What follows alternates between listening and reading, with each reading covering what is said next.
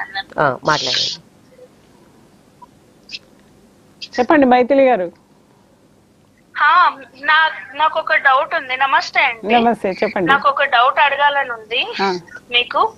మీరు పార్టీ కోసం చాలా కష్టపడ్డారు కదా, మీ వర్క్ ఏమేదో అంటే విలువ లేనట్టు అనిపిస్తుంది. వేరే పార్టీ నుంచి కూడా మీకు ఆఫర్స్ వచ్చాయి, మీరు అక్కడికి ఎందుకు వెళ్ళలేదు అని.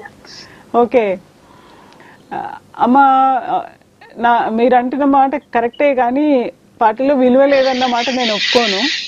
ఇవాళ కాకపోతే రేపు, అదే ఇవాళ కాకపోతే రేపు మంచి రోజు ఉన్నది అనే దాంట్లో నమ్మే దాంట్లో నేను ఒకదాన్ని కావచ్చు. ఇవాళ నిన్న మొన్నటి వరకు బాగున్నది, ఇవాళ బాగలేదు, మళ్ళీ రేపు బాగుంటుంది, ఇట్లా అనుకోవడంలో తప్పులేదు. అయినా పార్టీ ఏ పని ఇచ్చినా కూడా చేయడానికి నేను సిద్ధంగా ఉన్నప్పుడు అది చిన్నదా పెద్దదా పోస్ట్ ఉంటుందా.